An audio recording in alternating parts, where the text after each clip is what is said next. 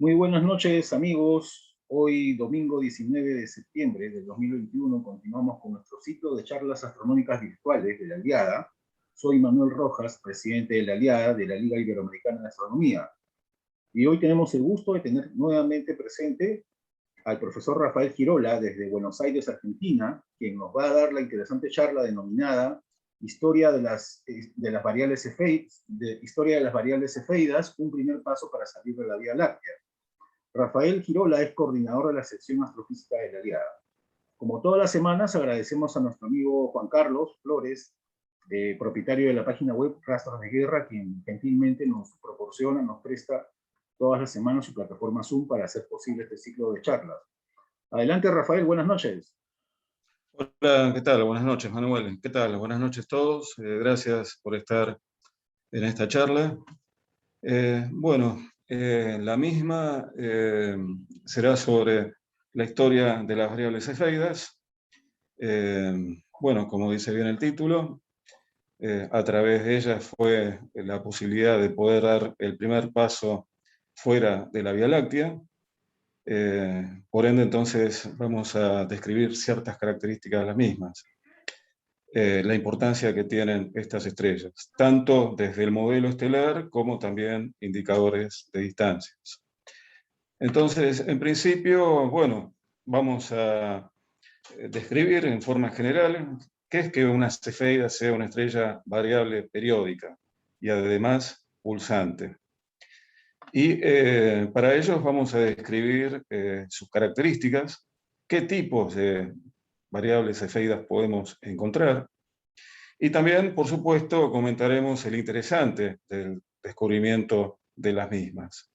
Y una relación muy importante en la astronomía y el puntapié a la cosmología moderna, uno de los tantos puntapiés que tuvo la cosmología moderna, que es la relación entre el período y la luminosidad de las variables cefeidas, en particular en una de las que vamos a ver más adelante. Y que justamente esa relación permitió abrir la ventana hacia el universo extragaláctico. Pero antes de llegar al escenario de las cefeidas, vamos a hacer un breve recorrido sobre la naturaleza de las estrellas en forma general.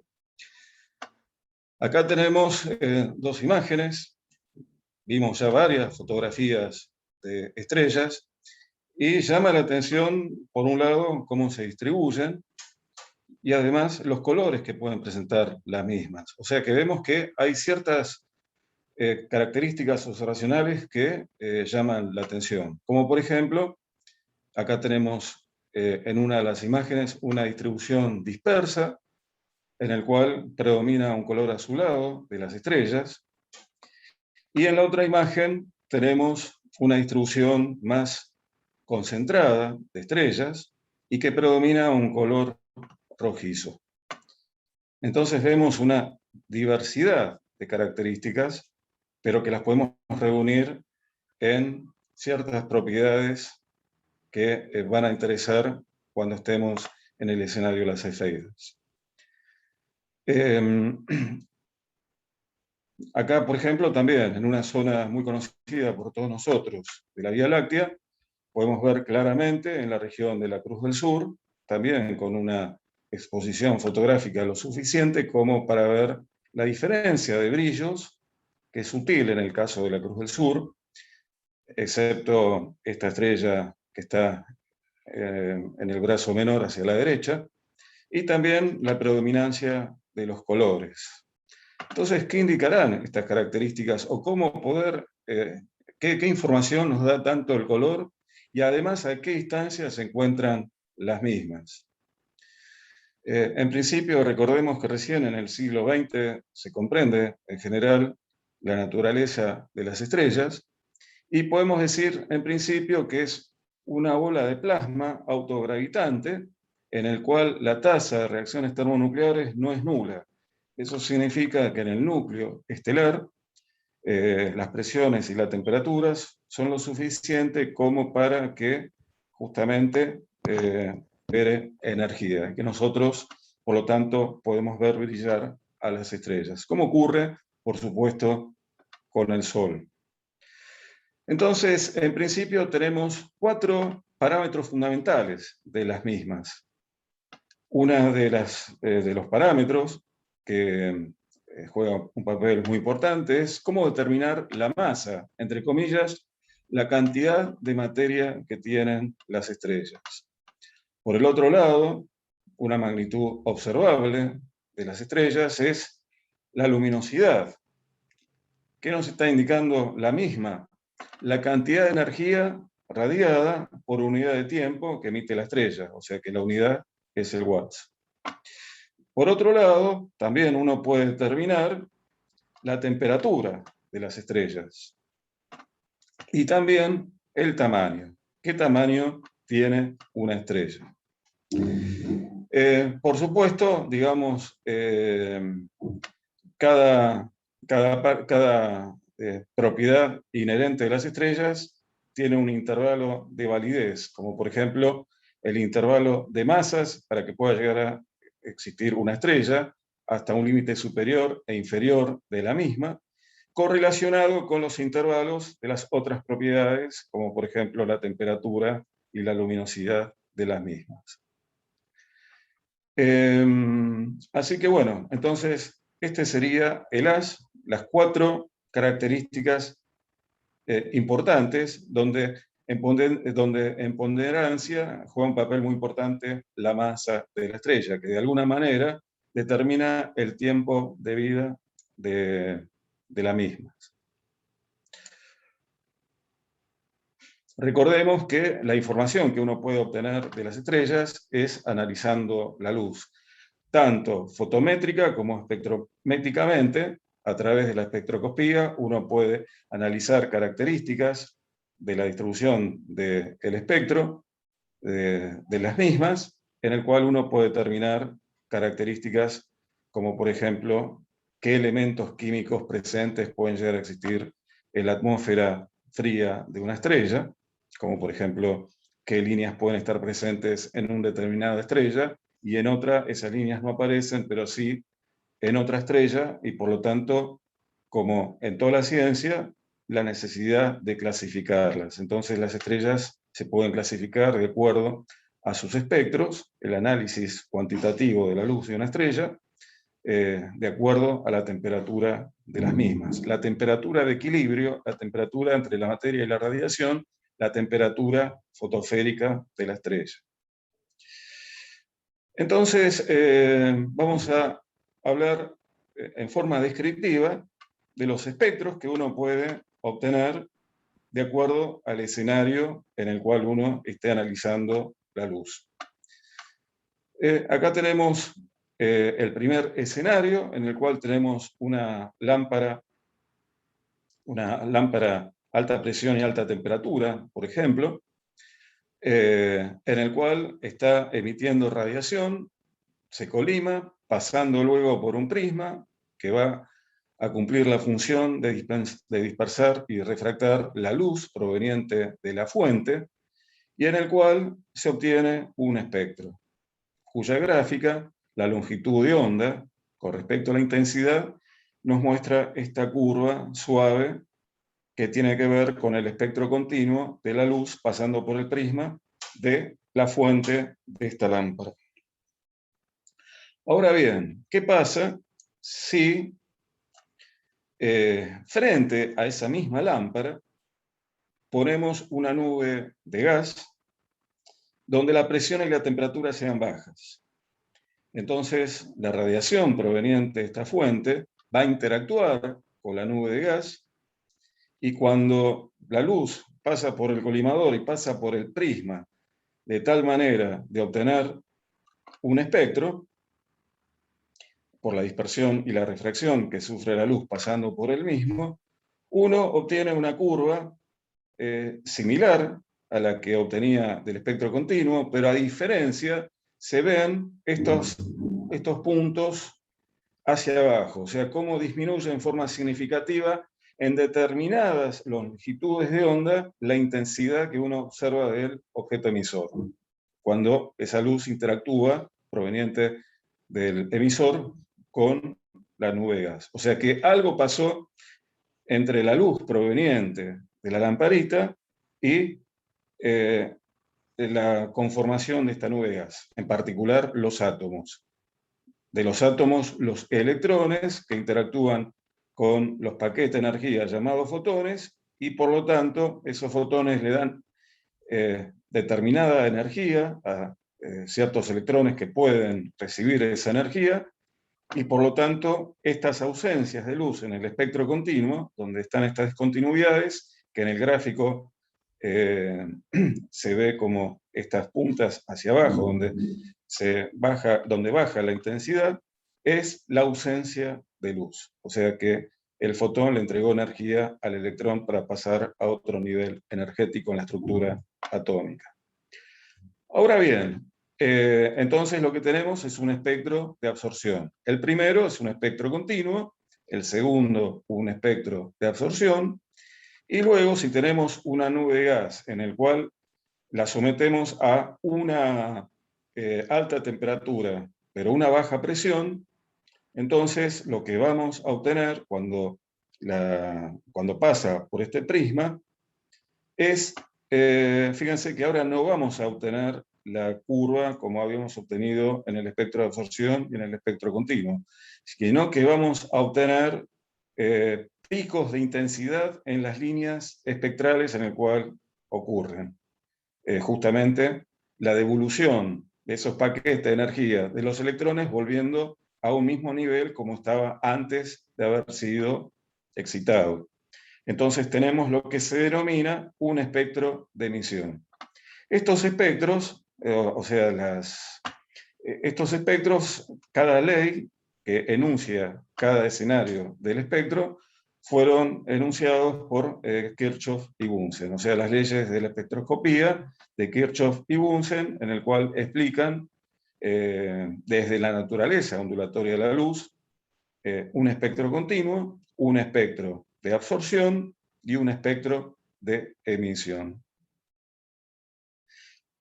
Con esta información de los parámetros fundamentales, las magnitudes observables y no tan observables, como por ejemplo, bueno, la masa uno lo puede determinar a través de la luminosidad, pero también a través de las leyes de Kepler, en particular tomando como referencia sistemas binarios como para determinar la masa y de esa manera tomar una generalización de la masa para determinar masas estelares. O sea, los sistemas estelares dobles sirven para poder comprender la evolución de las estrellas y determinar masas.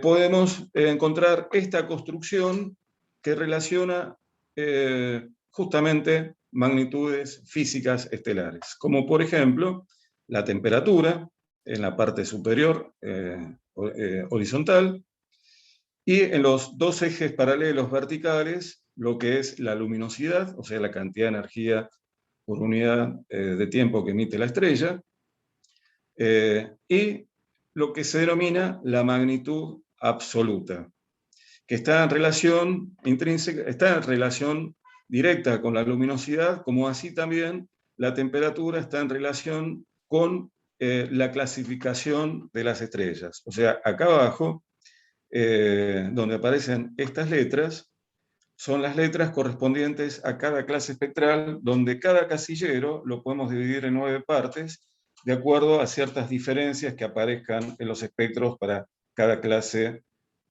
categórica general en las subclases.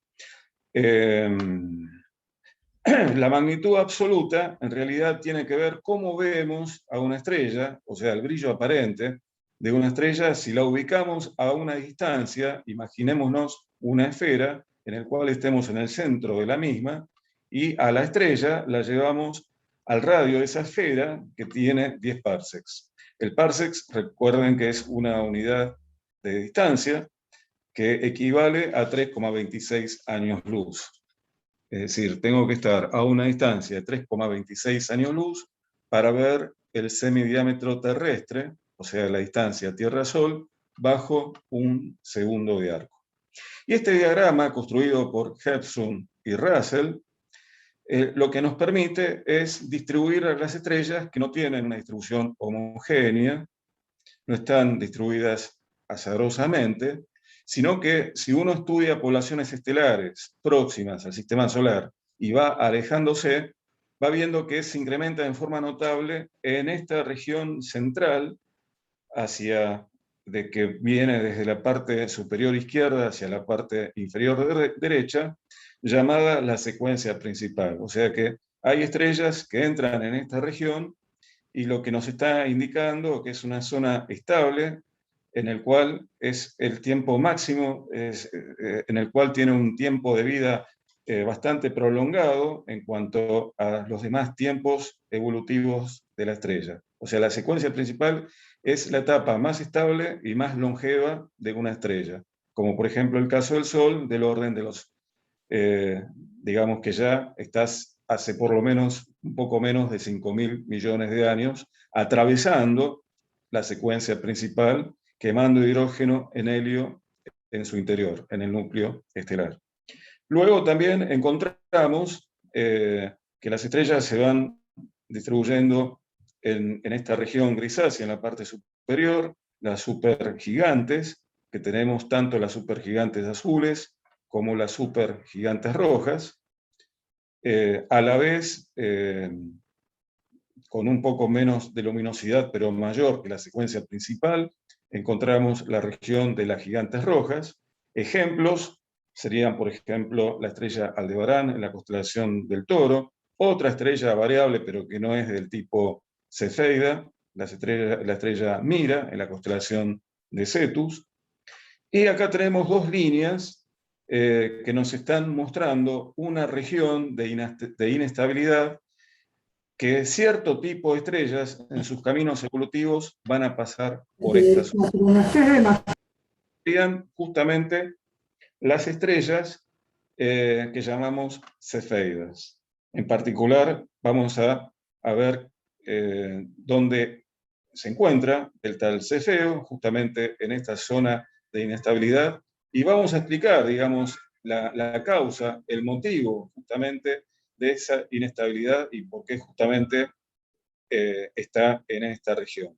Como también las de periodo mucho más corto que las del Cefea, que también están en esta zona de inestabilidad, en las gigantes rojas, llamadas las RR Lyrae, pero que serían ya estrellas, digamos, más pequeñas que las cefeidas clásicas. El diagrama de Helmholtz-Russell, en principio, lo que nos va a permitir es una distribución estadística de las estrellas y a la vez cómo evolucionan las mismas en el tiempo. A la vez, el diagrama de Helmholtz y Russell nos permite superponer esta familia de líneas paralelas que nos determina el tamaño de las estrellas. O sea, los radios estelares. Tomamos como referencia el radio solar, así también tomamos como referencia la luminosidad solar, 1. Por ejemplo, en el caso del Sol le corresponde una luminosidad solar 1, que equivaldría a una magnitud mayor a 4 y menor a 5, que sería equivalente a estar viendo a una estrella de magnitud aparente 4,5. La magnitud aparente, por el momento, quedémonos con la idea de lo que nosotros observamos del astro que vemos desde la Tierra, ¿no? Por supuesto. Después también encontramos una región donde los radios son pequeños, llamadas las enanas blancas, menores, o sea, radios que, por ejemplo, el caso de Sirio B, la estrella compañera de la estrella Sirio A, en la constelación del Can Mayor, es una enana blanca. ¿Qué significa una enana blanca? En principio, que las tasas de reacciones termonucleares es igual a 0, pero irradia térmicamente por, digamos, por la temperatura en la cual se va lentamente en el tiempo enfriando. Así que bueno, entonces acá tenemos dos diagramas equivalentes, el diagrama de Helmholtz-Russell, en el cual nos permite entonces distribuir a las estrellas de acuerdo a las medidas de esos parámetros, como dijimos recién, la luminosidad, la clase espectral, la temperatura o bien la magnitud absoluta, y poder determinar la familia, la secuencia de los radios estelares. Y con toda esta información, entonces, ahora sí podemos ponernos en la historia del descubrimiento de Delta Cefeo. Acá tenemos una fotografía en la cual en la parte central podemos ver esta estrella, en el cual se encuentra en el hemisferio celeste norte. Acá tenemos una imagen de las constelaciones próximas al polo celeste norte. En particular tenemos la constelación de la Osa Menor, donde una estrella, la polar, está muy próxima al polo celeste norte, o sea que gira muy próximo a ese punto imaginario del polo celeste. Y próximo a la constelación de la Osa Menor, encontramos estas dos constelaciones, una de ellas es Casiopea, y la otra constelación es la constelación del Cefeo. Para Buenos Aires, estas constelaciones quedan debajo del horizonte. Tenemos que ir por lo menos a Jujuy para poder ver sobre el horizonte a Casiopea e inclusive también gran parte de Cefeo. Pero la Osa Menor, para ver la Polaris, hay que cruzar, por supuesto, el Ecuador, que también la polar es una cefeida. El primero que vio, digamos, ciertas anomalías en esta estrella, tenemos que remontarnos a Hiparcos.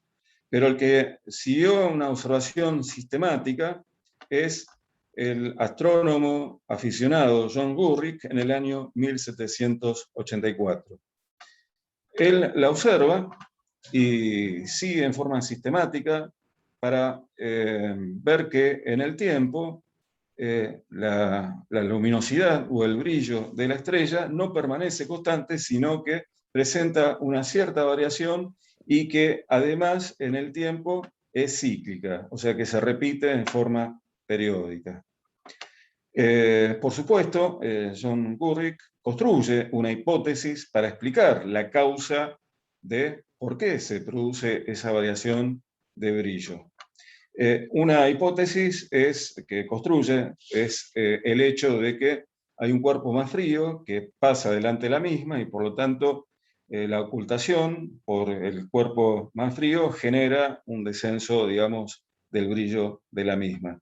De alguna manera es como que está construyendo la hipótesis, porque además también observa otro tipo de estrellas en el cual ocurre la hipótesis que construyó John Gurrick para explicar la variación de brillo de Delta Cefeo.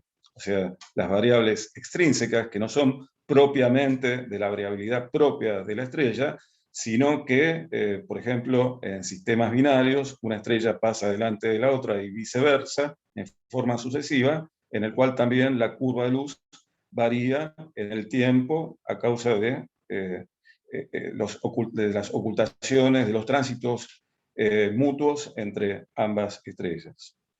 Esta estrella, Delta Cefeo, se encuentra a una distancia de 1000 años luz y que tiene un diámetro que oscila entre 25 y 30 veces el diámetro solar, y además tiene una luminosidad equivalente a 3300 veces la luminosidad solar.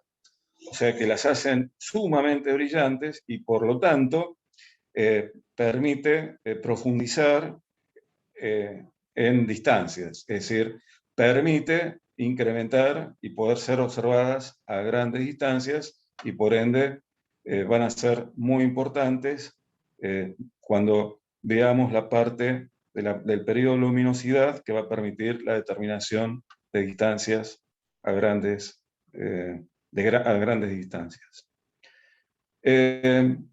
Con respecto a John Gurrick, lamentablemente fallece joven a causa de una pulmonía, pero dejó trabajos significativos en el corto periodo de su vida, como por ejemplo el estudio de las variables. ¿Dónde ubicamos a esta estrella? Nuevamente la imagen de Delta Cefeo, y acá tenemos una carta de la APSO, o sea, del estudio de la variabilidad de las estrellas, y en particular tenemos los datos correspondientes a delta Cefeo. La magnitud oscila en el visible entre 3,5 y 4,4, en un periodo que lo pudo determinar John Gurrick del orden de 5,6 días, y además John Gurrick no lo pudo analizar porque todavía la espectroscopía no se había desarrollado, pero sí hoy en día se sabe, digamos, la variación del espectro en esa variación de la luminosidad que tiene las cefeidas, en este caso de F a G y K, ¿no? ¿Se acuerdan que las letras corresponden a cada clase espectral? Las más calientes y las más energéticas, las más luminosas, son las estrellas O, y después las más tardías, vamos, a medida que la temperatura decrece hacia la derecha en el diagrama de Hertzsprung-Russell, tenemos las estrellas más frías que corresponden a la letra M. Las F, G y K serían estrellas, entre comillas, intermedias. Lo interesante es ver esta tabla de números de delta Cefeo en el tiempo, 1900 y 2000.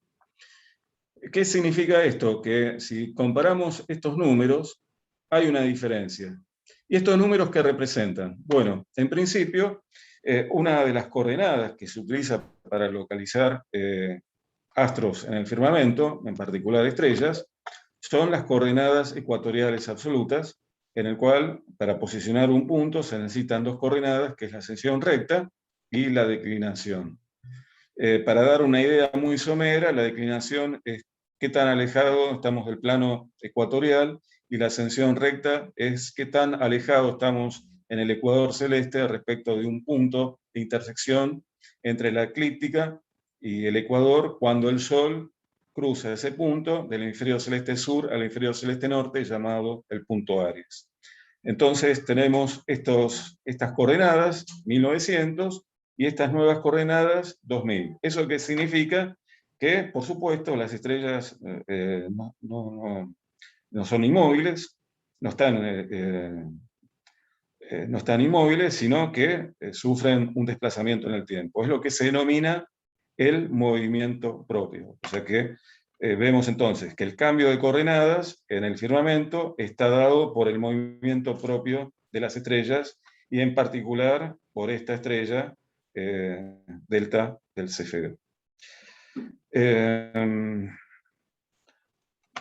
Bueno, acá tenemos entonces nuevamente la estrella delta del Cefeo, y supongamos que John Gurrick tomó anotaciones, digamos, en los días que hizo la observación, la magnitud de la estrella. Entonces, encuentra estos puntos de observación, o sea, cada punto representa una observación que se realizó para determinar la magnitud para cada día, y luego, supongamos que ya en aquella época se conocía cómo aproximar una función, la mejor aproximación a los puntos obtenidos.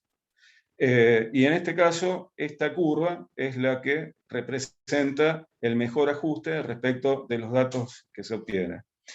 Y esta curva lo que nos está representando entonces es cómo varía la magnitud con el tiempo, y vemos que se repite en forma cíclica. Y lo que se encuentra es que el periodo entre un máximo y otro máximo, que en realidad, bueno, acá tenemos los dos máximos, que corresponde a una magnitud cercana a 3,5, un poco menos, y fíjense lo que decae, el intervalo de el delta de la magnitud, la variación de la magnitud entre un mínimo y un máximo de la variación en un periodo correspondiente a 5,4 días, que es lo que de alguna manera midió John Gurrick.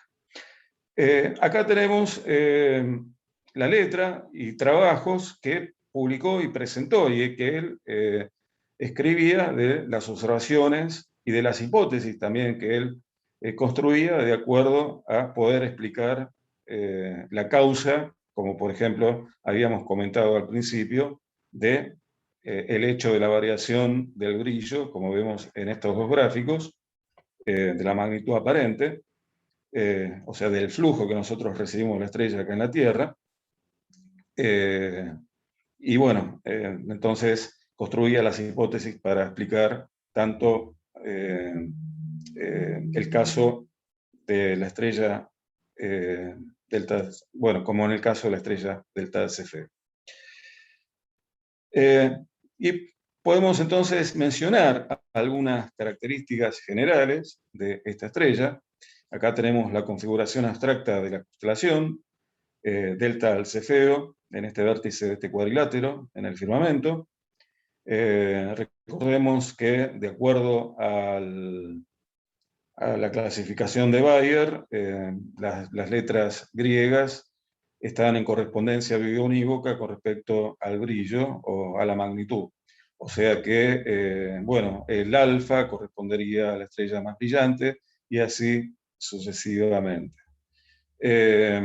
Bueno, en el caso de delta Cefeo, entonces, es una variable intrínseca, o sea que es propia, la variación es propia de la misma estrella, que más adelante vamos a ver la causa de esa variación, o sea que es una variable intrínseca y que pulsa en forma periódica. Y al haber una pulsación, entonces lo que cambia es tanto el diámetro, y si hay un cambio del diámetro, también va a haber un cambio en la temperatura. Y el periodo que uno puede encontrar respecto de la variación del brillo en el tiempo, comprende entre 1 y 135 días. Y son altamente luminosas, que pueden ir desde los 500 a 30.000 veces la luminosidad solar. Lo interesante es que cuanto mayor es el periodo, eso significa que la luminosidad va a ser mayor. O sea que si nos vamos a este extremo, de los 30.000 veces la luminosidad solar, equivale a estar pensando en las cefeidas de mayor periodo, y por lo tanto un corrimiento espectral mayor que las de periodo más corto.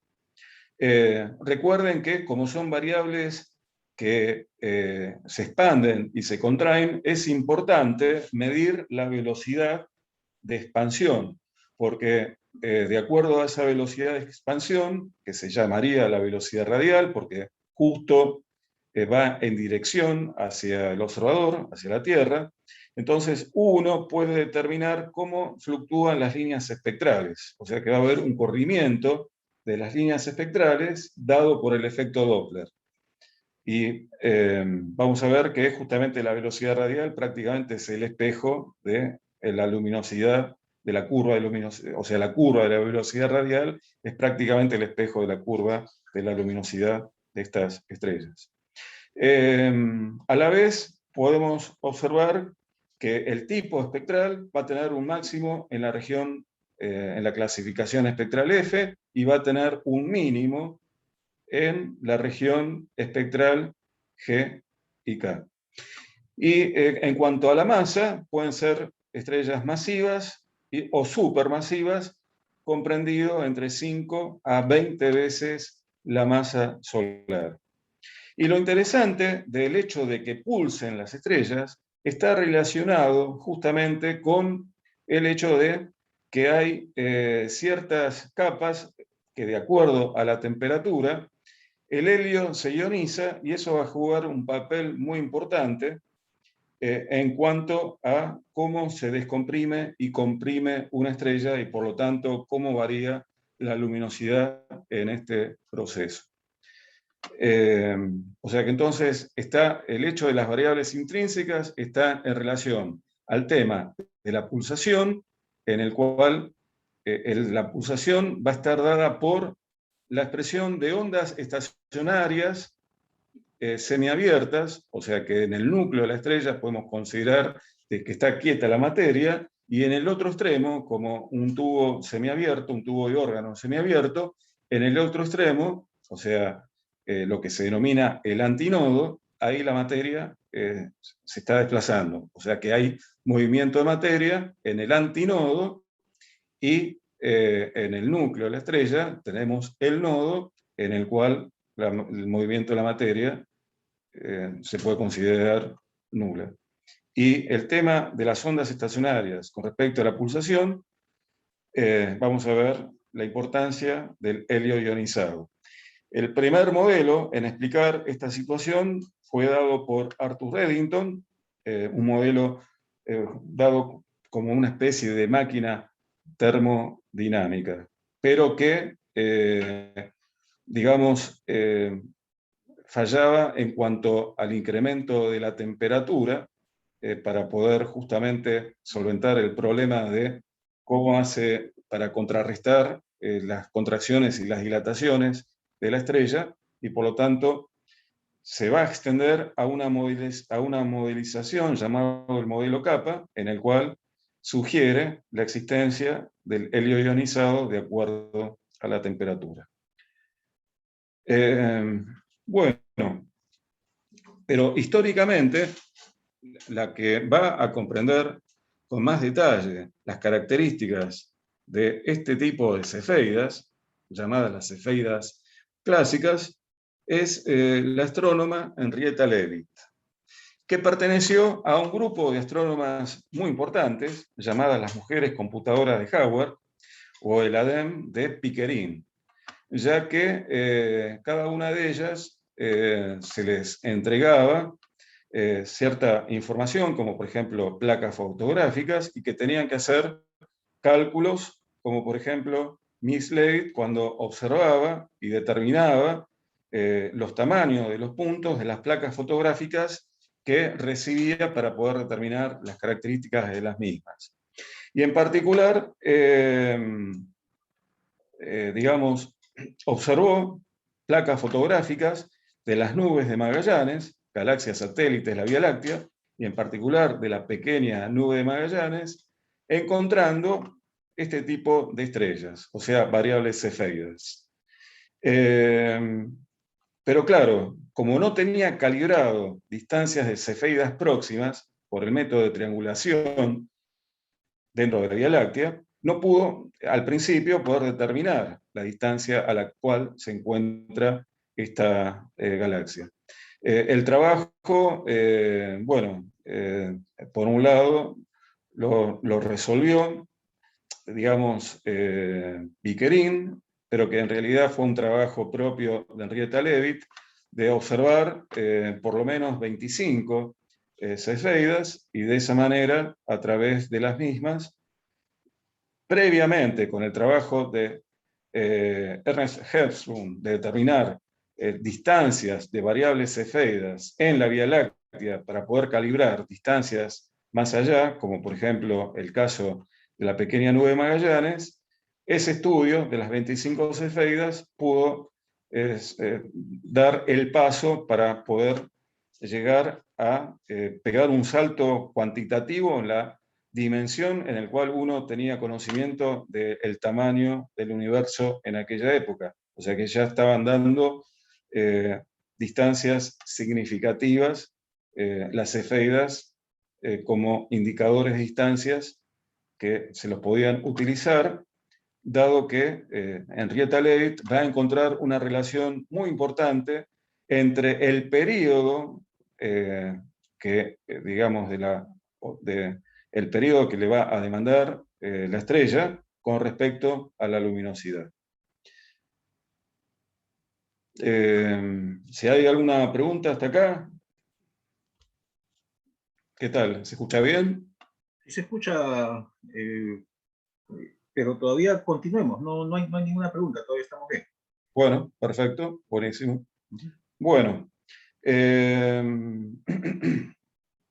lamentablemente fallece relativamente joven, en el año 1921, y había sido prácticamente nombrada para que en el año 1924 pudiese obtener el premio Nobel, pero bueno, lamentablemente la muerte, digamos, llegó antes, ya que, bueno, tanto Russell como Edwin Hubble, digamos, sabían del trabajo significativo y de la importancia, como tantas otras astrónomas que conformaron el harem de Pickering, como por ejemplo Williamina Flimmering, y también el caso de Annie Cannon, digamos, en la continuidad de lo que había hecho, digamos, el Giuseppe Secchi del Observatorio de Palermo, cuando había empezado a clasificar por distintos tipos a las estrellas, en el cual Williamina Flimmering y Anne Cannon habían desarrollado y continuado la clasificación espectral de las mismas. Bueno, pero ¿de dónde obtenía la información o los datos para poder trabajar con las cefeidas y poder determinar esa relación que muchos astrónomos, en particular en el año 2009, la consideraban como una ley, por lo menos una ley empírica que relaciona el periodo y la luminosidad de una cefeida? Bueno, en principio, el gran descubrimiento lo hace con este telescopio en Perú, en una estación de Harvard, Boyaden, en Arequipa, en Perú, donde acá tenemos la cúpula y el telescopio, un telescopio refractor fotográfico de 24 pulgadas, donde tenemos el diseño realizado por Alvan Clark. Con este telescopio, por lo tanto, se pudo obtener placas de las nubes de Magallanes, y con esas placas se pudo encontrar la relación entre el período y la luminosidad de las cefeidas. También, a través de los datos obtenidos con esta instrumentación, se pudo determinar, comenzar a determinar el tamaño de la Vía Láctea. También se pudo descubrir una luna de Saturno, Febe, y también se obtuvo bastante información para poder hacer el estudio de estos dos cúmulos globulares, Messier 3 y Messier 5. Y también la continuidad del catálogo Henry Draper, justamente con una de las astrónomas que extendió y que prácticamente quedó la secuenciación de las letras tal como nosotros lo conocemos en el diagrama de Gerson-Russell o BAFGKM, ¿no? Por lo menos las clásicas, sin extender a otras clasificaciones. Entonces tenemos el catálogo Henry Draper, que utilizando este equipo pudo catalogar y clasificar 250.000 estrellas. Y también se pudieron hacer estudios, por lo menos, de 1.300 nebulosas.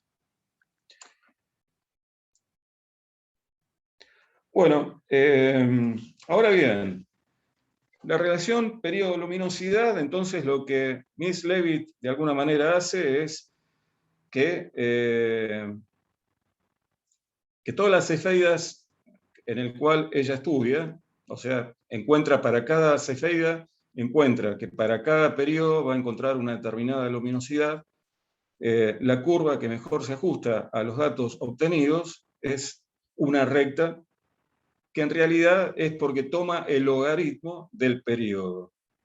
Si no, la gráfica original, a medida que el periodo aumenta, se curva, pero cuando uno toma el logaritmo del periodo, se linealizan. Y lo interesante es que se encuentran, en principio, dos líneas paralelas, pero que cada línea paralela nos están indicando dos características diferentes de cefeidas. Por un lado tenemos las cefeidas clásicas, las cefeidas de tipo 1, cuyo prototipo es delta de Cefeo en la constelación de Cefeo, y las de tipo 2, llamadas W Virginis, porque la prototipo es la estrella W Virginis, también una cefeida. Pero ¿qué diferencia hay? Que si nosotros tomamos, por ejemplo, 10 en el 10º día, vemos que en el caso de una cefeida tipo W Virginis, si la comparamos con el mismo periodo con respecto a una clásica, la luminosidad va a ser mayor en aquellas estrellas donde la metalicidad sea mayor. Entonces, ¿por qué tenemos estas dos diferencias en principios de cefeidas? Y tiene que ver con la metalicidad, justamente lo que comentaba recién. Entendiendo a las estrellas, cuando Walter Bade analiza un conjunto de estrellas, encuentra una diferencia en los espectros, en el cual puede reagrupar espectros en el cual existan abundancia de elementos químicos y espectros donde prácticamente hayan algunos elementos químicos. Y de esa manera diferencia dos tipos de poblaciones estelares. Las estrellas más jóvenes, las de población 1, que tienen entre un 2 y un 4% de metalicidad, donde metalicidad en astronomía es que uno va más allá en la tabla periódica del carbono, y las estrellas de población 2, que presentan una metalicidad mucho más baja, entre un 0,3% y el 1%. Bueno, como vemos, si recordamos la primera imagen que vimos en la charla, cuando vimos un cúmulo dispersado, acá también vemos uno, que es Messier 45, también conocido como los 7 cabritos, en el cual observamos estrellas relativamente jóvenes y de alta metalicidad. En cambio, en esta distribución esférica, en el cual hay una importante densidad estelar mucho mayor que estos cúmulos, llamados cúmulos estelares abiertos, la metalicidad en los cúmulos globulares, como se lo llaman, es mucho menor. O sea que son más longevos los cúmulos globulares, que están distribuidas en forma esférica respecto del centro galáctico, en lo que se denomina el halo galáctico. En cambio, los cúmulos estelares abiertos se encuentran en el disco galáctico. Recordemos que la Vía Láctea es una galaxia de disco con brazos espirales, y que los cúmulos estelares abiertos se encuentran justamente en el disco y en los brazos espirales. Así que bueno, entonces las cefeidas de tipo 1 se las encuentra justamente, en general se las puede encontrar en algún cúmulo estelar abierto, y las cefeidas tipo W Virginis, o más bien en grandes latitudes galácticas, eso significa yéndonos hacia los polos galácticos, o sea, en el halo galáctico, o bien, como vemos en esta fotografía, en un cúmulo globular. Bueno, y en el diagrama de Helmholtz y Russell, como les comentaba, ¿dónde se encuentran las cefeidas? Donde justamente la existencia del helio ionizado, donde se genera esa inestabilidad y las pulsaciones como dada por las ondas estacionarias, o sea, en las estrellas se generan pulsos, ondas estacionarias, semiabiertas, en el cual podemos encontrar entonces las cefeidas en esta región del diagrama, que van, como dijimos hace un rato, oscilando entre en el máximo en la clase espectral F y el mínimo correspondiente a la clase espectral G y K. Y fíjense la luminosidad que pueden llegar desde 100 y, bueno, llegar a 10.000 y superar inclusive.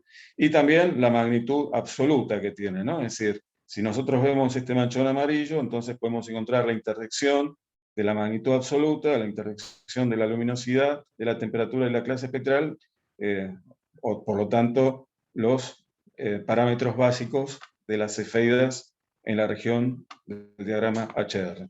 Y acá tenemos la diferencia de los espectros, de un espectro de estrella de población 1, más jóvenes, y una estrella, digamos, de población 2, en el cual podemos observar entonces, una estrella de población 1, que podemos observar entonces una gran cantidad de elementos químicos, y una estrella más longeva que encontramos menor cantidad de elementos químicos presentes en el espectro. También se habla de una clase de población 3, que serían las estrellas primordiales, donde como no habían elementos químicos formados por estrellas, en sus espectros no se observarían líneas espectrales de elementos químicos más allá del carbono, por ejemplo. Estarían formados por hidrógeno y el helio, en su mayoría. En cambio, las estrellas más longevas, digamos, ya por la formación de las estrellas y lo que devuelven al medio interestelar, como se forman de nubes de gas y de polvo, entonces ya en el espectro comienzan a observarse líneas espectrales, y las estrellas más recientes, vienen ya de una historia de evolución de estrellas previas, y por lo tanto de nebulosas que fueron alimentadas por elementos químicos formadas por estrellas previamente existentes, en el cual podemos observar entonces mayor líneas espectrales, mayor metalicidad, estrellas más jóvenes, menor metalicidad, estrellas más viejas. Y entonces, en el caso de las estrellas más viejas, serían la W Virginis, la curva de luz es bastante simétrica, en el cual se produce esta joroba y decae en forma simétrica el brillo, ¿no? Acá tenemos la cantidad de días y el delta de la magnitud que sufre entonces una W Virginis, donde en el espectro aparece el hidrógeno ionizado. En cambio, en el caso de las cefeidas, tiene un abrupto crecimiento del 100% de la variación del brillo, un 25% corresponde a un incremento abrupto desde el mínimo al máximo, y luego el resto en una curva con una pendiente más suave, y en el cual en el espectro se pueden observar las líneas del doblete en emisión del calcio 2, o sea, una vez ionizado. Entonces acá tenemos en las cefeidas, las W Virginis, y también las cefeidas clásicas, donde sus curvas de luz correspondientes son las que aparecen acá abajo, ¿no? Bueno, y acá tenemos la relación del periodo luminosidad que encuentra Miss Leavitt. A ver, quiero ver dónde pongo esto.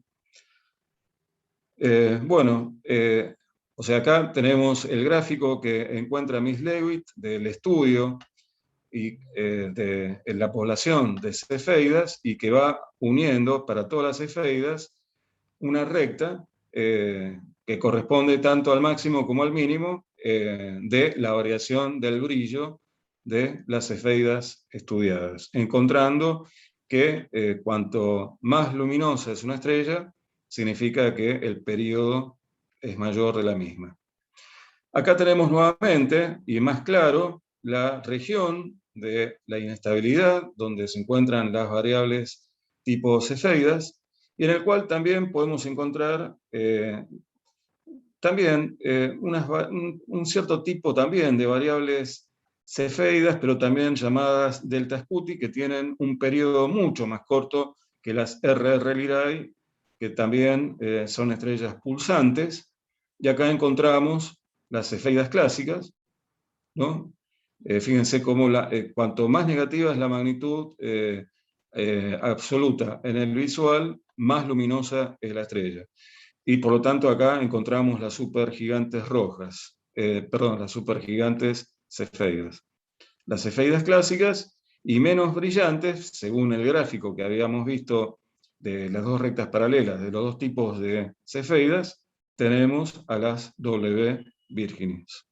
Entonces, acá está la región en la cual encontramos la inestabilidad que se genera en esas pulsaciones, en particular en las cefeidas, como mecanismo de una máquina termodinámica, como lo veía Arthur Eddington, pero con las capas de ionización del helio parcialmente ionizado, que va justamente a jugar un juego de la opacidad, y de acuerdo a esa opacidad, la presión de radiación, cómo va a jugar en cuanto a la expansión propia de la estrella y la liberación de la energía. Entonces nos preguntamos cuándo va a ser más luminosa una estrella cefeida, cuando llega a su máximo tamaño o cuando está próximo del tamaño mínimo, cuando justamente llega a una compresión lo suficiente como para que haya una temperatura de ionización, pero la presión de radiación empuja a las capas y vuelve a ser transparente en el proceso de la expansión. Entonces, vamos a ver en un ratito ese mecanismo.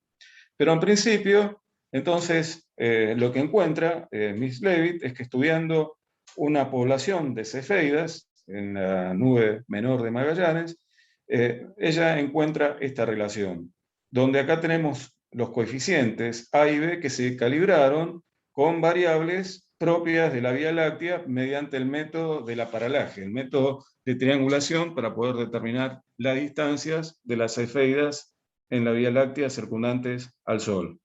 Y acá tenemos, cuanto mayor es la periodicidad y como es negativo, entonces justamente va a ser más luminosa la estrella. Recuerden que la magnitud absoluta está relacionado con la luminosidad propia de la estrella. La luminosidad, recuerden que es la cantidad de energía radiada por unidad de tiempo.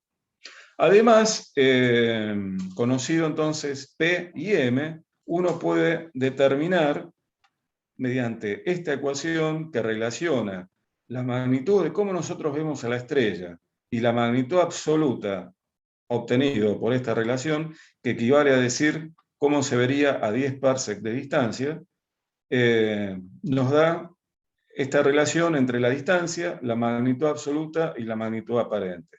Esta diferencia entre la magnitud aparente y la magnitud absoluta se llama módulo de distancia y por lo tanto, mediante esta ecuación, pero si hay absorción interestelar, tenemos que agregar este término, de acuerdo al grado de metalicidad del ambiente en el cual se encuentre la cefeida, que puede generar errores y salir de la linealidad del periodo, de la relación periodo-luminosidad. Entonces, a través de esta ecuación, mediante la observación de las placas fotográficas, ajustando tanto A como B, se puede entonces determinar tanto el periodo como la magnitud absoluta, y con esta ecuación fotométrica nos va a permitir trabajar con el diagrama de Hertzsprung-Russell también la distancia a la cual se encuentran las variables cefeidas. Recordemos que el brillo decae con el inverso del cuadrado de la distancia. O sea que la distancia es la raíz cuadrada del cociente entre la luminosidad y 4pi veces el brillo, ¿no? O sea, el flujo, la cantidad de energía por unidad de área y de tiempo. Entonces, tenemos esta relación que tenemos acá, ¿no? Recuerden que la magnitud aparente, ¿qué es lo que hace? ¿Qué información nos da? La magnitud aparente, de alguna manera, la medición del brillo aparente de una estrella. O sea, que el brillo y la magnitud aparente están relacionadas. El brillo sigue una sensación, el brillo implica excitación y la magnitud implica sensación. Y la sensación sigue una serie, digamos, el brillo sigue una progresión aritmética, en cambio la magnitud sigue una progresión aritmética y se pueden relacionar entre sí. La excitación propia del ojo, como receptor de la luz, en cuanto a la sensación de la magnitud de la estrella. Y la magnitud absoluta, entonces recordemos que se toma convencionalmente una esfera de 10 parsecs y bueno, se ubica esa estrella a esa distancia.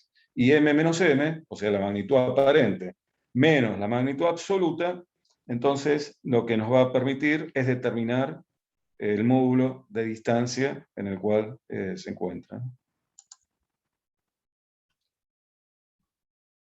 Bueno, en aquella época también, todavía en la época de Miss Leavitt, no estaba resuelto si la Vía Láctea es una galaxia más o cuál es su orden, su tamaño, cuál es su forma, dónde estamos ubicados dentro de la Vía Láctea, y si varias de las nebulosas que uno observa están fuera o están dentro de la Vía Láctea. Eso se resuelve recién con, que en realidad no fue un debate, sino con los trabajos presentados por el grupo y además por los astrónomos, cada uno con cada grupo, de Shapley y Curtis, el gran debate del siglo XX.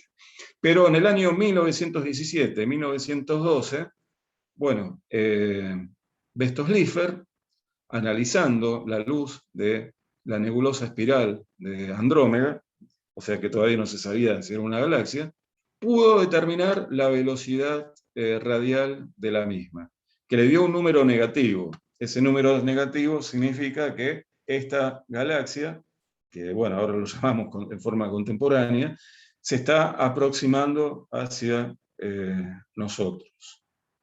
Pero a la vez, también en el año 1917 estudió una población significativa, por lo menos 25 nebulosas espirales, de los cuales encontró que 4 de ellas se aproximan, o sea que dan valores negativos, como la galaxia de Andrómeda, hacia la Vía Láctea. En cambio, las demás se están alejando. ¿Qué significa que se están alejando? Que supongamos que tenemos un conjunto de esas nebulosas espirales y que tenemos la posibilidad de analizar espectralmente la luz de las mismas y encontramos las líneas espectrales, que esas líneas espectrales son comunes en todas las galaxias observadas. Pero encontramos que las líneas espectrales están sucesivamente, según la secuenciación de las nebulosas espirales, más corridas hacia el rojo. Que esté más corrida hacia el rojo, ya que en esa época se conocía el efecto Doppler y que Besto-Slipher lo miró de esa perspectiva del efecto Doppler, pudo medir la velocidad de alejamiento de esas nebulosas espirales, encontrando valores significativos. O sea que Besto-Slipher, de alguna manera, es el primero y el que se dio cuenta de que las nebulosas espirales se están alejando con respecto a nosotros y que cuanto más corridas están las líneas espectrales hacia el rojo, lo están haciendo a mayor velocidad de alejamiento respecto al observador. Pero claro, lo ves desde el marco del efecto Doppler.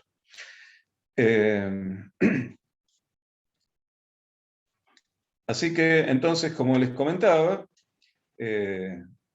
en los primeros años del siglo XX, por un lado tenemos un cambio paradigmático en cuanto al concepto de espacio, tiempo, masa, energía, sistemas referenciales inerciales y no inerciales, o sea, un cambio de vista de la física, y por el otro lado, las observaciones y los debates astrofísicos de las observaciones de cierto tipo de estrellas, por ejemplo, las gigantes o las enanas rojas.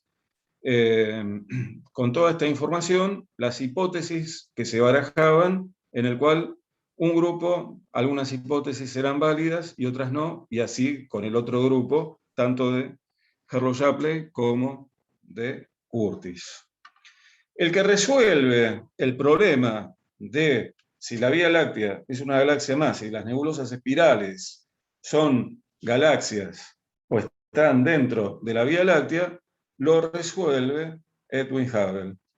¿Pero cómo lo resuelve? Observando y obteniendo la información de la luz de un objeto de esta nebulosa, de la nebulosa de Andrómeda.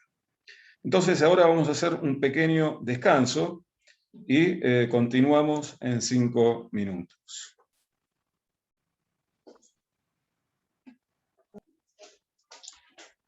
Hola. Sí, te escuchamos, Rafael. Está bien, un descanso de 5 minutos. No hay problema, no hay problema. Llegamos a la imagen 17, como te comentaba. Bien, bien, bien. Nos quedamos en la imagen 17. Perfecto. Si hay alguna consulta o pregunta, o si no, bueno, lo dejamos para el final, si hay alguna duda. Sí, hay un par de consultas. No sé si en este momento quisieras contestarlas. No, lo dejamos para el final. ¿Qué te parece? Ya, listo, al final. Bueno, en 5 minutos nos reencontramos. Sí, más bien vayan dejando sus preguntas, por favor, al final, en el chat, para contestarlas al final. En 5 minutos regresamos.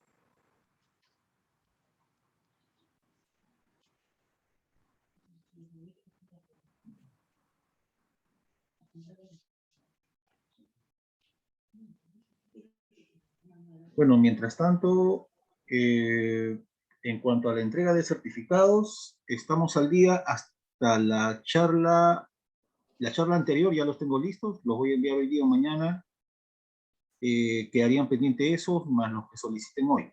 Así que si por ahí hay atrasados, escriban al correo y les vamos a contestar por allí. Pueden ir dejando sus consultas acá en el chat para que al final el expositor pueda contestarlas. En unos minutos regresa.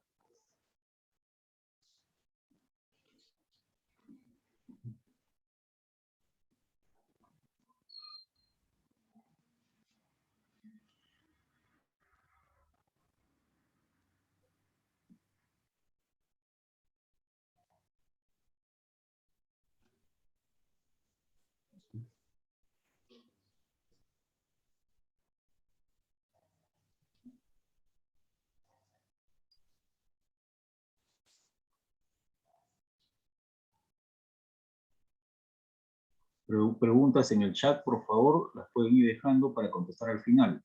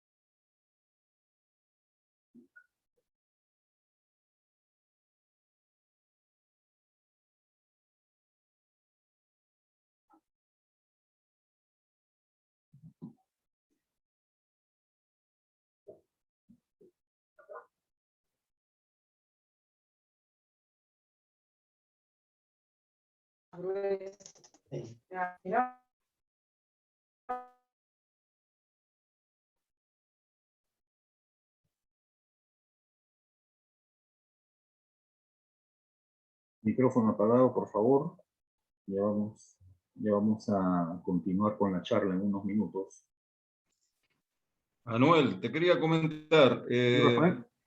Me mandaron mensajes que, no sé, que no podían entrar. No sé si, por ejemplo, Daniel Hilar. ¿Daniel Hilar se encuentra? Bueno, en este momento ya no hay nadie en sala de espera. Lo que pasa es que Porque hay... sí, sí. para dejarlos entrar, tienen que entrar con un nombre. Lo que pasa es que Perfecto. hay usuarios que sale pues celular 123 y no se sabe quién es, ¿no? Así que cuando veo esos casos no los hago entrar porque ya hemos tenido algunos problemas, pero por lo general casi no pasa eso. Bien, perfecto. No, te quería consultar porque como recibí esos mensajes, nada más. Bueno. Perfecto.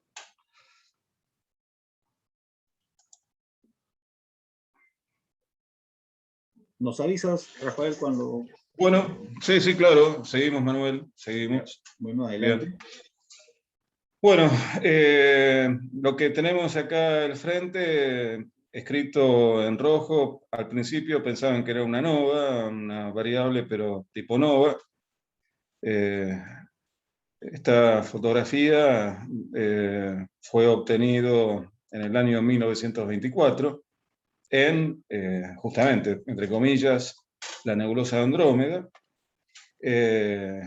Y también podemos observar la letra EN, en el cual observó varias novas en Andrómeda. Y bueno, se ve claramente que tacha esta N y, digamos, en definitiva lo que encuentra, ya conocido la relación del periodo de luminosidad dada por la astrónoma Henrietta Leavitt, que la naturaleza de esa variación no se debe a una nova, sino que se debe a una cefeida. Y entonces pudo de esa manera determinar la distancia.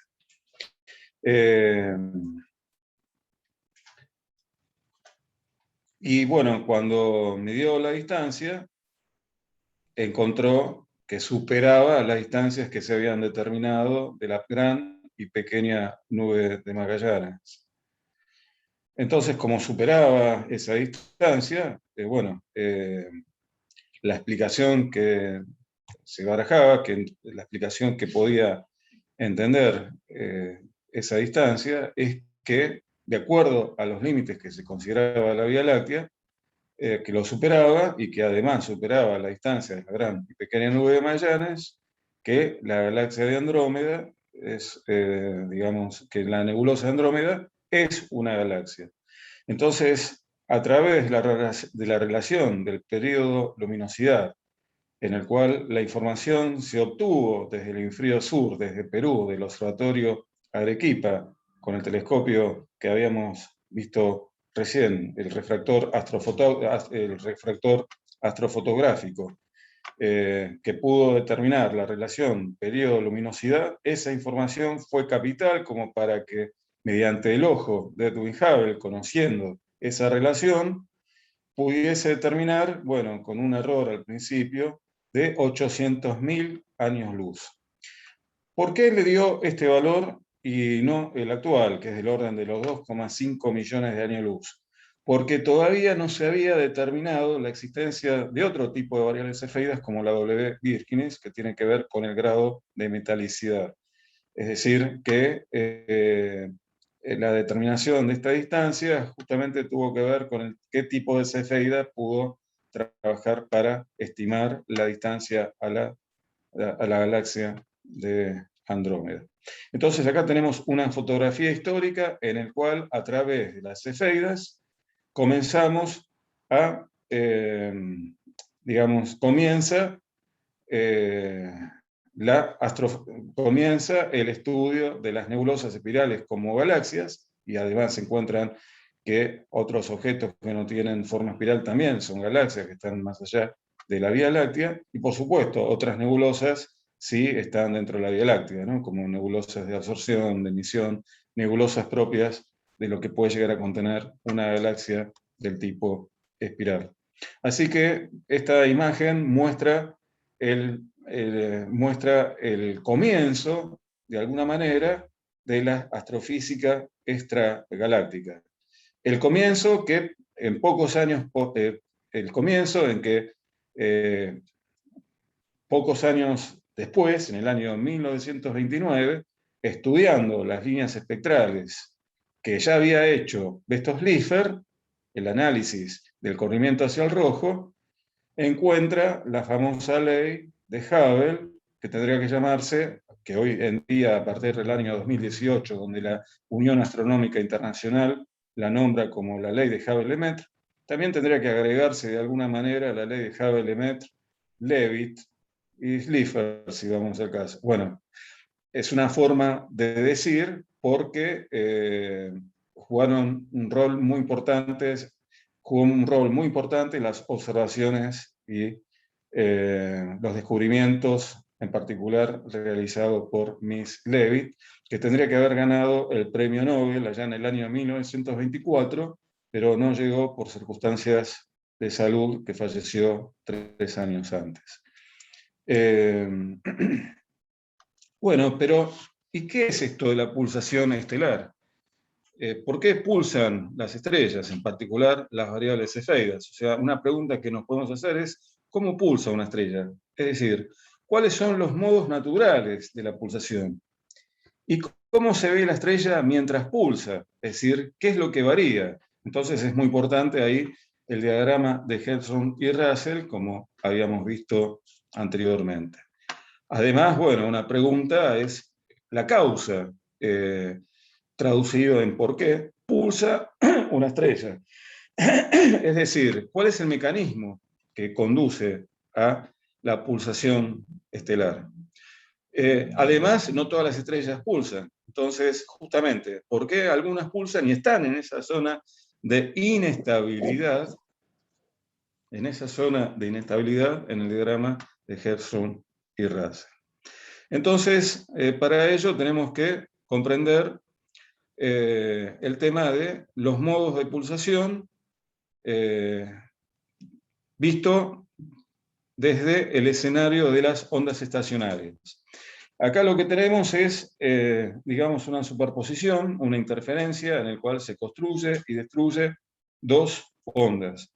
Lo que vemos acá es que, digamos, por ejemplo, estas están conectados, por ejemplo, dos paredes. Acá tenemos la pared izquierda y la pared derecha. Y cuando llega, digamos, la información de la onda, donde se produce una interferencia destructiva, llamado nodos, o sea, los nodos es donde va a existir una interferencia destructiva, donde se anulan las intensidades de las ondas. En cambio, en los antinodos sería donde se produce la interferencia constructiva, donde se suman pero no se anulan la interferencia de las ondas. Entonces vemos que cuando llega, cómo se genera la respuesta y por la ley de acción y reacción, porque justamente va a haber un viraje de 90 grados donde produce una fuerza hacia la pared, pero hacia arriba, pero la pared a la vez va a ejercer una fuerza hacia abajo, generando la onda que vemos como el camino de vuelta, ¿no? O sea, acá tenemos la onda roja que llega a este nodo, a este punto de la pared y, digamos, por el principio de acción y reacción, el viraje de 90 grados y la reacción, una fuerza que va a generar la onda, y acá tenemos entonces el juego de la superposición de dos ondas. En este caso tenemos una onda estacionaria cerrada entre estos dos nodos. Pero en el caso de una estrella variable cefeida, sería el caso de un extremo cerrado y un extremo abierto. Por ejemplo, un tubo de órgano semiabierto.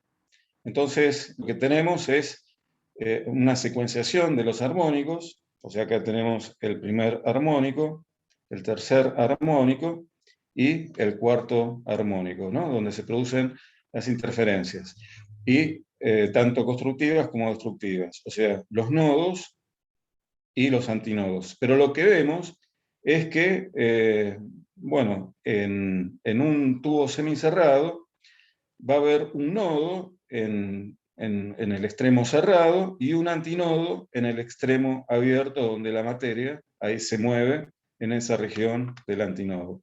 Entonces, como dice acá, las vibraciones en el tubo se componen de una frecuencia fundamental junto con otras frecuencias. Que se llama, esas frecuencias en relación a la frecuencia fundamental reciben el nombre de armónicos, y que esos armónicos van a tener diferentes amplitudes. Entonces, digamos, eso es lo que ocurre en principio en las cefeidas. Pero en las cefeidas vamos a tener solamente el modo fundamental de vibración. O sea, acá tenemos una imagen de la estrella y, digamos, en principio tenemos tres nodos y, bueno, la materia se va a ir propagando en forma radial. Estamos considerando que en forma radial la estrella se asemeja a una esfera, o sea que permanece esférica, y lo que solamente va a ir cambiando es el volumen. Y por lo tanto, si hay un cambio de volumen, implica de que la materia se mueve a lo largo de los radios de la esfera. Y por lo tanto, si la materia se mueve en forma radial, recibe el nombre de pulsación radial, que es lo que ocurre en las cefeidas clásicas, por ejemplo. Y en este caso, lo que tenemos son 3 nodos en la dirección radial, el nodo 0 donde no se mueve la materia, y luego los 2 nodos siguientes, donde vemos justamente la oscilación de la materia en relación a los nodos. O sea, tenemos 3 nodos en la dirección radial y el nodo central, o sea, n igual a 0. Y bueno, después tenemos n igual a 1 y n igual a 2, y en n igual a 0 es donde hay una pulsación de tipo radial. Bueno, y entonces, cuando nosotros vemos justamente la variación del brillo de las estrellas, tiene que ver justamente por la contracción de las capas, en el cual aumenta en forma significativa la temperatura de acuerdo al grado de opacidad por la parcialidad del helio ionizado que se encuentra en ese estado a una determinada temperatura que permite la ionización. Pero luego, digamos, en el proceso de desionización se libera la energía y por lo tanto, digamos, cuando llega a su máxima contracción, comienza nuevamente a dilatarse y de esa manera comienza a escaparse la radiación porque la opacidad comienza a ser menor en las capas adyacentes al núcleo donde se está transformando helio en carbono. O sea que entonces la luminosidad máxima no va a ocurrir cuando el tamaño de la estrella es máxima, porque la temperatura de la capa externa es muy baja, es menor. Entonces, al ser la temperatura baja, la luminosidad en el momento de máximo tamaño no va a llegar a tener la máxima luminosidad, sino que la máxima luminosidad, como la luminosidad es inversamente proporcional a las características geométricas y al tamaño de la estrella, entonces va a ser cuando el tamaño sea menor y cuando comience el proceso de la transparencia de las capas. O sea, las capas son presionadas por la presión de radiación que las lleva hasta un determinado límite que va a depender de la masa de la estrella. Los periodos van a ser más prolongados a medida que la masa de la estrella sea mayor. Entonces, lo que se encuentra en la variación de la curva de luz tiene que ver justamente con el proceso de la ionización del helio, parcialmente ionizado, que va a jugar, digamos, de alguna manera, como el grado de opacidad que va a tener la estrella para que pueda llegar a escapar la radiación hacia el medio externo de la estrella. Acá tenemos entonces el periodo en cuanto al brillo. Fíjense que el brillo no ocurre cuando el radio es máximo, cuando se ha expandido completamente la estrella, sino que el máximo va a estar cerca de su máxima contracción.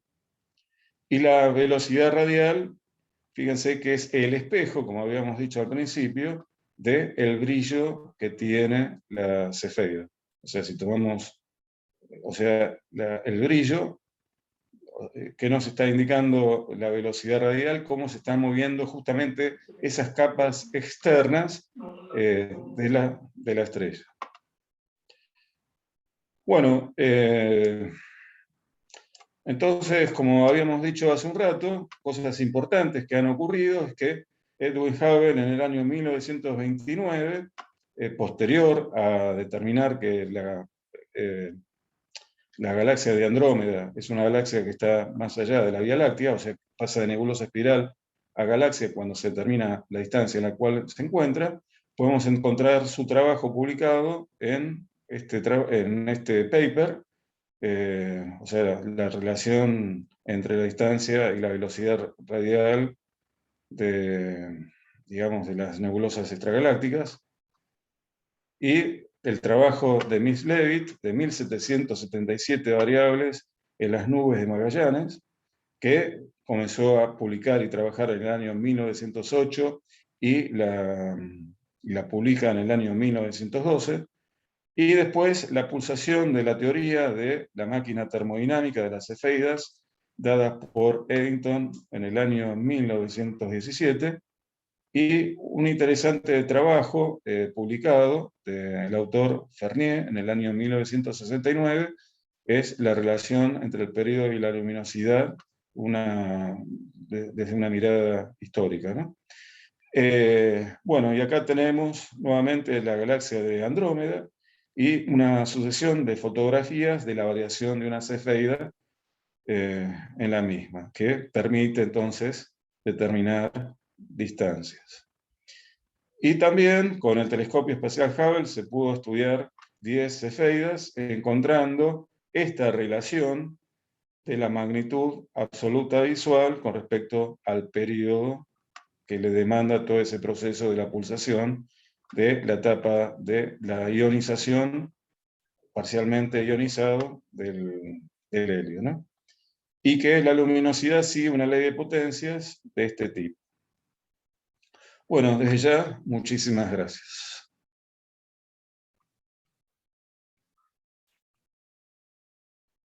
Muchas gracias, Rafael, por la interesante charla de hoy. Vamos a leer aquí algunas preguntas que nos han dejado, algunos comentarios. Bueno, quienes deseen hacer más preguntas, por favor, pueden dejarlas en el chat, pero vamos con las que han dejado. A ver.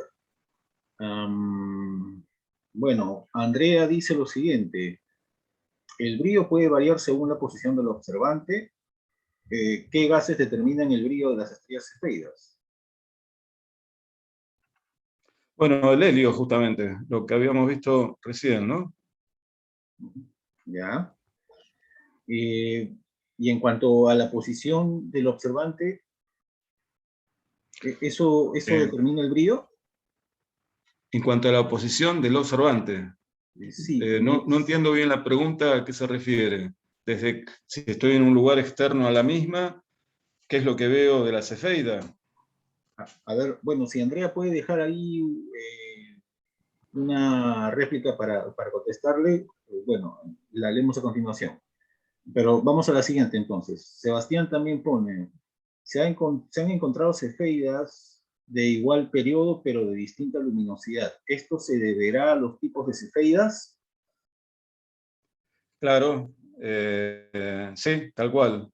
Inclusive tiene que ver, digamos, la universalidad de la ley de acuerdo a la metalicidad, digamos, del ambiente en el cual se encuentran las cefeidas. Hay que tener cuidado también, digamos, cuando se hacen las mediciones, en la metalicidad que puede llegar a haber circundante a las cefeidas y además, digamos, a una determinada distancia, la dificultad de poder separar, digamos, un conjunto de cefeidas en el cual puedan mezclarse los datos de una respecto de la otra.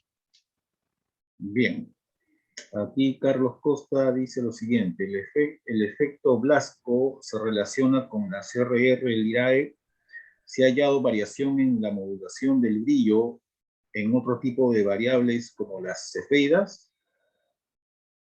Repito. Sí, sí. El efecto Blasco se relaciona con la CRR Lirae. Se ha hallado variación en la modulación del brillo en otro tipo de variables como las cefeidas, o si no, de repente, Carlos puede abrir su micrófono, por favor, si está allí. O sea, de repente nos puede preguntar directamente. Carlos Costa.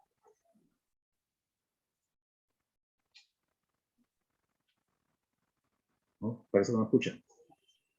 Hola, hola.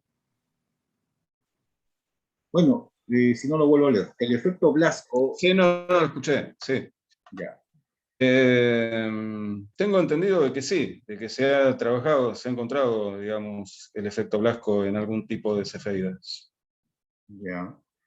Bueno, acá también otra pregunta de Carlos. También dice: entiendo lo de la pulsación, pero aquí influye la opacidad de la materia en la convección como transporte de Exactamente. energía, ¿no?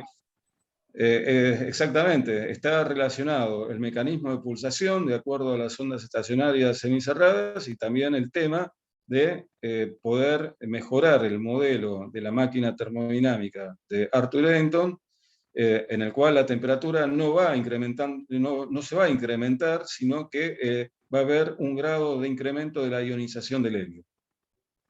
Bien. Bueno, aquí Sebastián también dice, ¿podemos decir que el máximo brillo de una estrella cefeida es cuando tiene menor radio? Cuando se aproxima a un radio menor, sí. Ya, correcto. Bueno, aquí mandan saludos. Carlos desde Montevideo, Jorge desde Santa Fe, Guillermo también, desde Rivera, Uruguay, Claudia Estrella, Rodrigo de Brix. Bueno, si son todas las preguntas por el momento. Si hay alguna pregunta más, por favor, pueden dejar acá en el chat o hay una opción para levantar la mano. Bueno, mientras tanto yo hago un comentario. Hay una charla que se dio casi al comienzo del ciclo de este año, precisamente sobre el observatorio, la estación de Harvard, en Arequipa, Perú, desde donde se tomaban las fotografías que mencionó Rafael, que mencionaste en tu charla. Ese observatorio funcionó hasta 1920 y algo, me parece, 24 creo, y la charla está grabada, por si acaso, en el canal Diada TV de YouTube, para quienes deseen una ampliación. Te agradezco más bien la mención, porque esa es parte de la historia de la astronomía peruana, Rafael. Buenísimo. Bien. Bien. Gracias. Bueno, entonces, a ver si por favor dejas de compartir un momento pantalla para poder yo Sí, presentar algunas perfecto. cosas. A ver.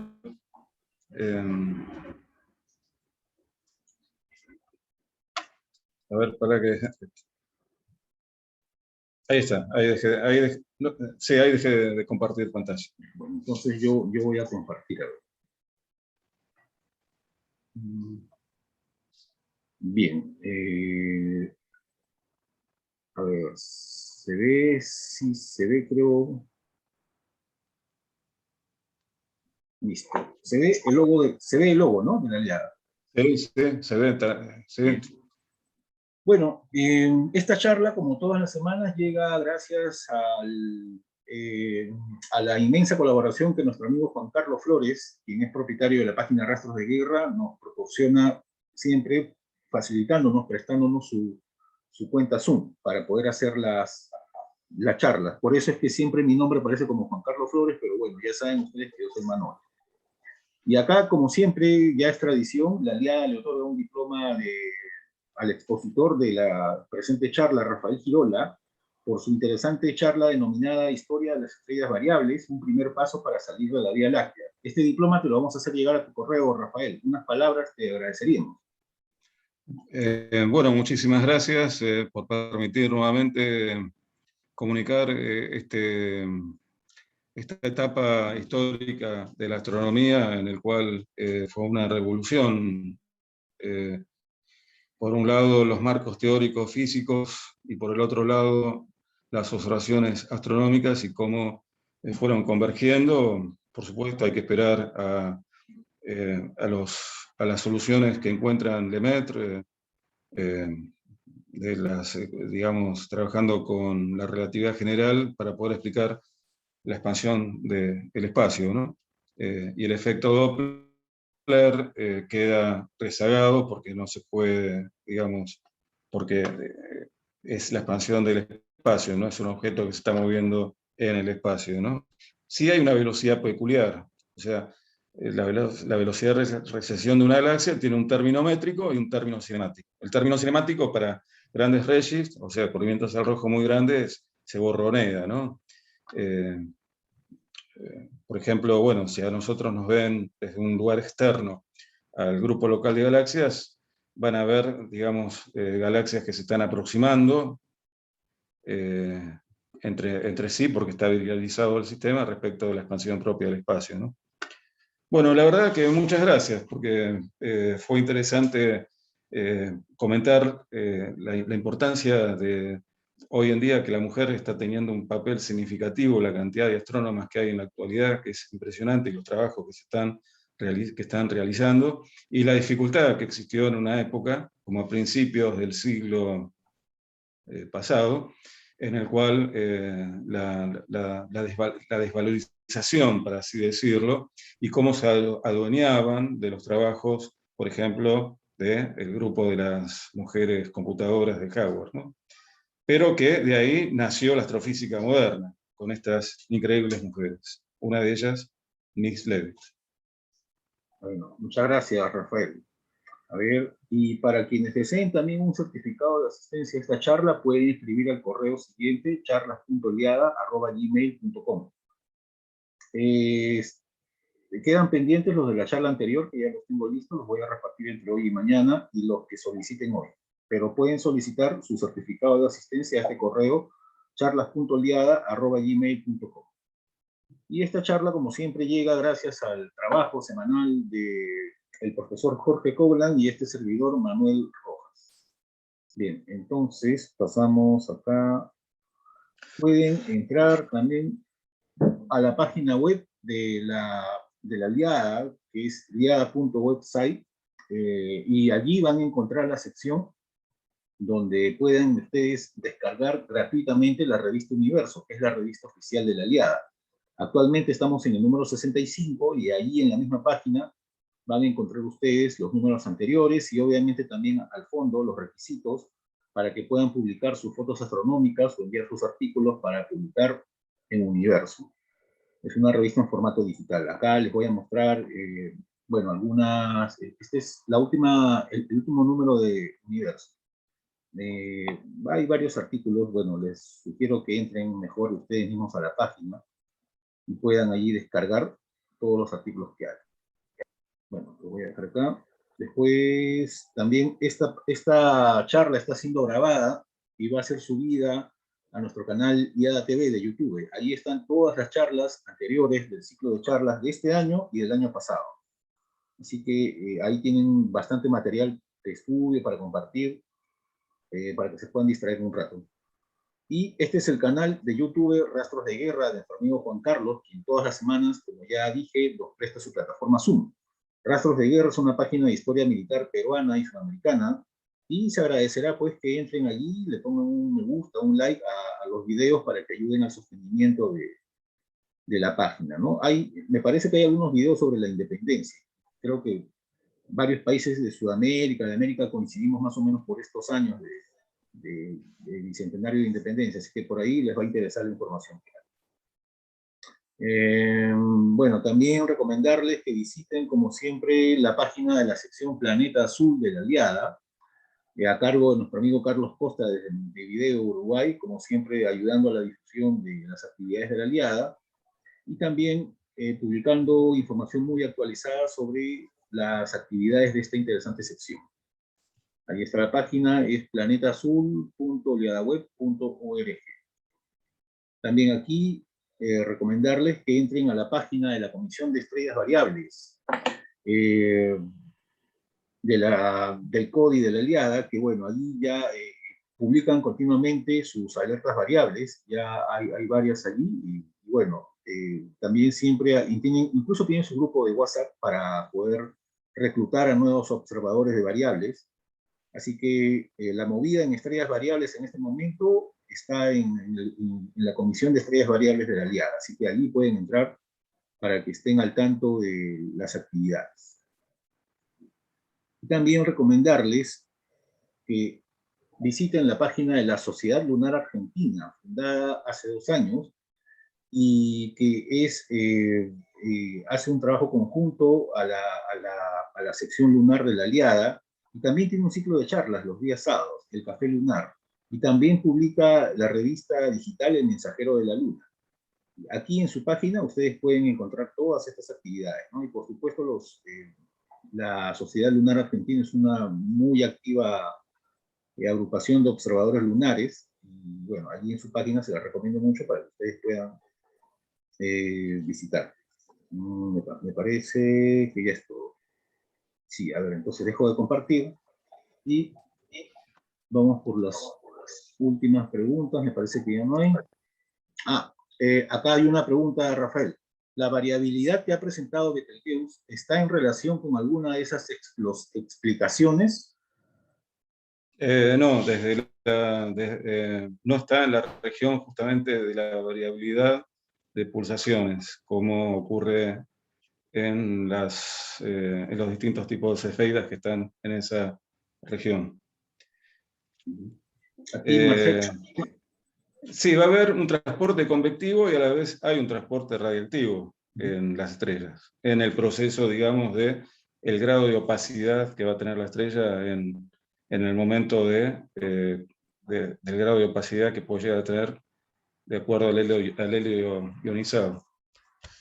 Ya. Aquí hay una pregunta, Marcelo pregunta, bueno, muy interesante, gracias por la charla. Dice, ¿la ionización del helio afecta el color de una variable cefeida? Sí, porque vimos que cambia la clase espectral. Bien. Bueno, y parece que, bueno, y acá mandan saludos también desde, bueno, varios sitios. Bueno, amigos, muchas gracias Rafael por tu interesante charla. La próxima semana regresamos como siempre con una nueva charla. No se olviden de escribir al correo solicitando los certificados quienes desean. Y gracias por acompañarnos en esta tarde, en esta noche.